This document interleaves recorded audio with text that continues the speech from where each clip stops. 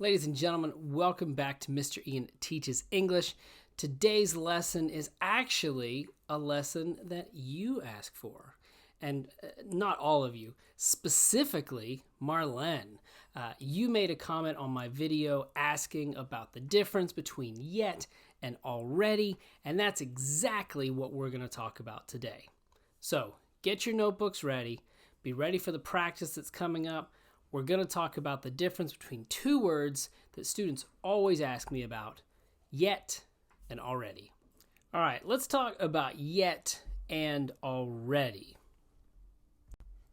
Now, first of all, let's talk about how these two words are the same. The first reason they are the same is they are both adverbs, which means that they modify verbs. You will usually see them used right in front of a main verb or possibly at the end of the sentence. Adverbs in English are flexible, so we'll talk about that more in detail later, but that is one thing they have in common. The other one is they both talk about the completion status of an event or of an action. You use these words because you want to know, is something done? What is the status of an action? Is it complete? So here's some examples. He's already left. He hasn't left yet. She's already signed. She hasn't signed yet. Has Tom already won? Has Tom won yet? The baby's already eaten. The baby hasn't eaten yet. Now, pay attention to those sentences and see if you can tell me the difference between these just from those few examples. Now let's talk about the difference. Did you notice the difference in the examples in the last slide? Now we're going to separate these into statements and questions because the meaning is a little bit different in statements than in questions. So in statements, already talks about completed actions, and yet talks about not completed actions. So let's look down at a few examples. They've already responded. That's a completed action. They responded in the past. It's done. The next one, they haven't responded yet. This is a not completed action. So notice, when it's negative, we're using yet. When it's affirmative, we use already. Now you say, Mr. Ian, I see two alreadys and two yets in those sentences. Yes. So the already or yet that is in parentheses is a secondary place you can put it. The more natural version I put in regular. So it's more natural to put already in the middle of a verb. It's more natural to put yet at the end of the sentence. But adverbs are flexible. You can put them in either place and it's fine. Last two sentences. The food's already arrived. Completed action, the food is there. The food hasn't arrived yet. That is a not completed action. The food is not there. Now let's talk about questions. The difference between yet and already in questions is a little more difficult to figure out. Already is used in optimistic questions when you believe that something is maybe already finished, possibly earlier than you expected, and yet is used as a pessimistic idea. This is something that you don't think has happened, or you would be very surprised to hear that it's happened. Now, these words optimistic and pessimistic might be new for you. In English, we use the example of a glass that is halfway with a liquid. If you're an optimistic person, you might say the glass is half full. If you are a pessimistic person, you would say the glass is half empty. If you're my wife, you say you're a realist, and I say that's another word for pessimist, and she says be quiet. Okay, let's look at the examples. The first one, have they already responded? This means that I think it's possible that this is done possibly earlier than I thought. So this has an optimistic, a positive feeling with it. The second one, Have they responded yet? The idea here is pessimistic. This is something that I don't think has happened, and I would be very surprised if it did happen. Did he already cook?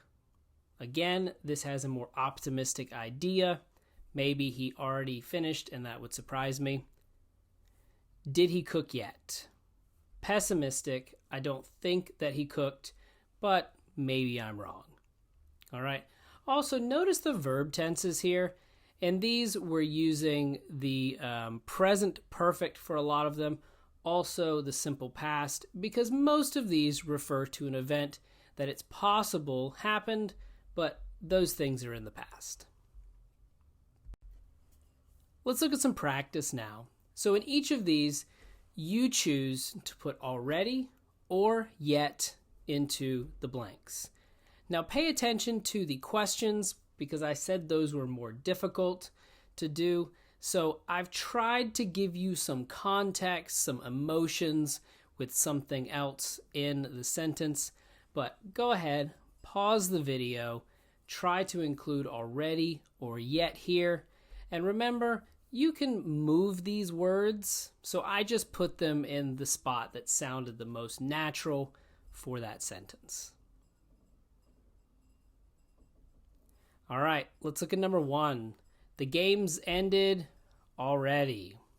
Here, we're looking at a sentence where something has been done. It is completed, so we're using already. Number 2, the timer already rang. Again, this is something affirmative. This is something that is complete. Number 3, the students haven't yet taken the test. Here, it's used in a negative sentence, so we're using yet. And more specifically, a negative statement. Number 4 is a question. She waited for a while.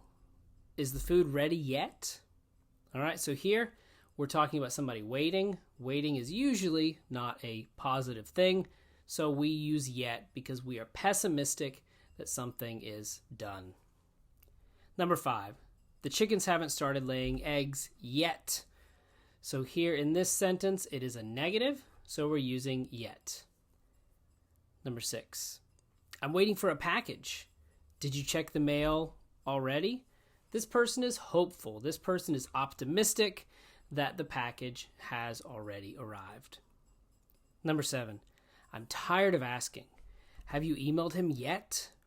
Here, the speaker is showing frustration, and because of that frustration, they are choosing to use the word yet to show pessimism, that they don't think that it's done, and they would be shocked or very surprised if it was.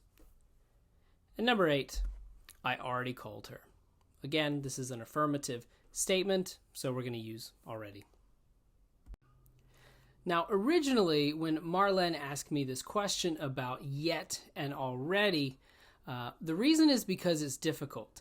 And this, I think, is the real reason why this is difficult, is yet has other definitions.